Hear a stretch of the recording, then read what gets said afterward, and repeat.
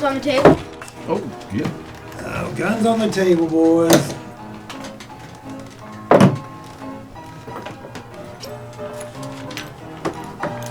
Miss Wardell, I hope he's doing all right. Yeah, I think Wardell will be fine. Sure, wherever he's at, he's doing pretty well.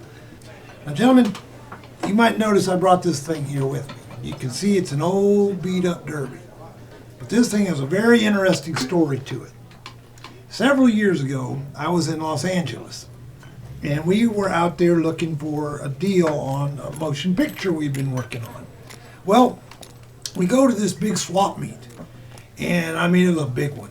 And I happened to notice this one guy had lots of motion picture things on there, because you can spot them, we know what to look for.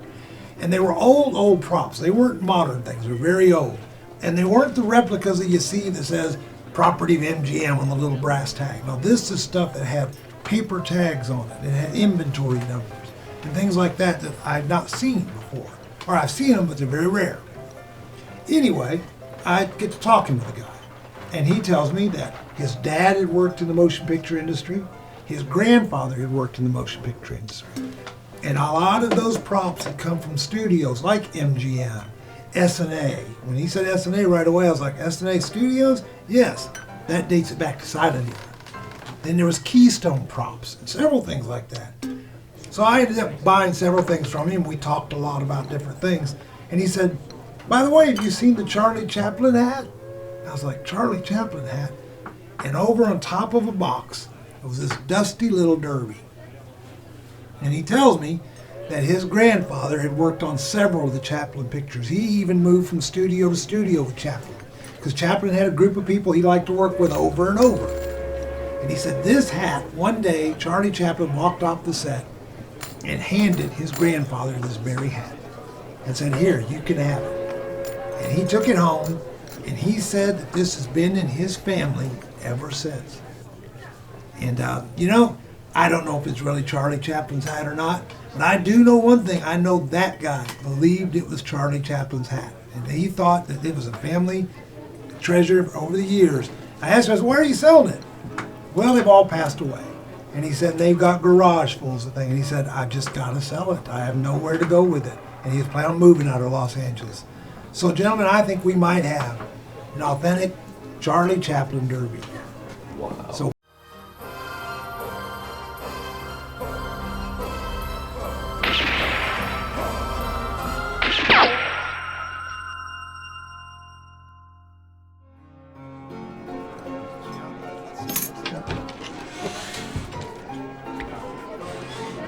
Yep. well, folks, like I said, welcome to Dawson City. Now, even though the Goldrush was made in 1925, by that time Charlie Chaplin was king of the world. He was the biggest movie star in history. There's never been one approaching the fame of Charlie Chaplin. They also think that he may have been the most famous person in the world as well. And well, everybody knows him to this very day. But at that time, he had already been with S&A Studios. Remember we talked about Bronco Billy? Yes. And how Bronco Billy stole him to go to S&A. So he had already been with Senate. He had already been with S&A. Then they formed United Artists. United Artists was formed with D.W. Griffith. Charlie Chaplin, Douglas Fairbanks, and Mary Pickford. That's what. They had formed United Artists. And Charlie Chaplin had been doing shorts, and the shorts were so popular, folks, that actually people would wait for them to get to the theater. They would release on average about one a week. And the shorts were so popular, people would line up, and there's a Chaplin picture coming. They were actually able to make deals saying, if you don't take this little turkey of movie over here, you don't get the next Chaplin. And that's how they started controlling how the theaters worked, because everybody wanted the Chaplin pictures. So anyway, 1924 abouts, you have to remember, believe it or not, Great Goldrush had only been 25 years earlier. Right. So in 1924, he got the idea there was two big historic events in American history. The Gold Rush, and what was the other one? Donner Party Master. Donner Party. The Donner Party. And can you imagine? Chaplin said, hey, those are two really important events in the last 75 years.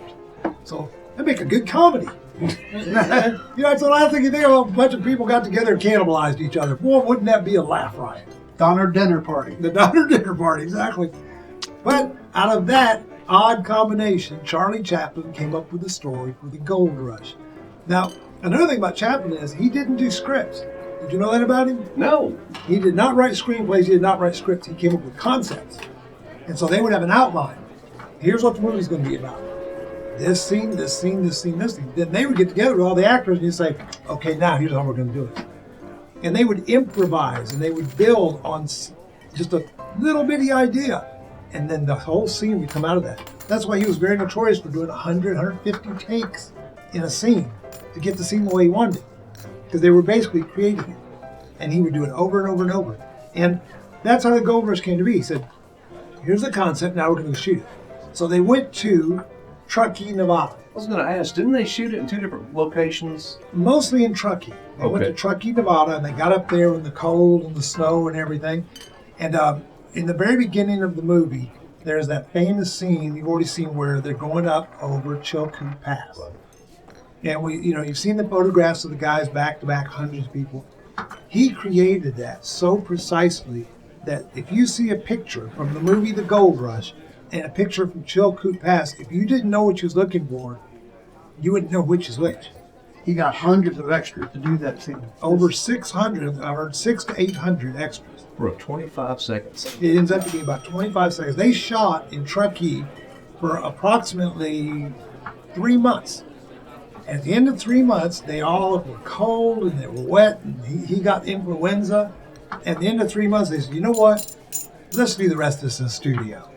So all those great scenes you're seeing where it looks like they're out in the wilderness. Remember the scene where the one guy shoots the guys? Yes. Yeah. Yes. I would have sworn it was shot outdoors. No, that's all on set. Matter of fact, the only 2 scenes they ended up using, you know the 2 scenes they used? Is one of them where he falls down with the cane? Yes. Is that one of them? And then he flips over and slides down his rear end. That's one That's where they. the scene. Okay. They used that one, and they used the Chilkoot Pass scene. They scrapped everything else from those 3 months and shot it all indoors. Now, then things even get more difficult. This movie ended up being a very expensive, probably one of the most expensive movies ever made at that time, and time-consuming for them.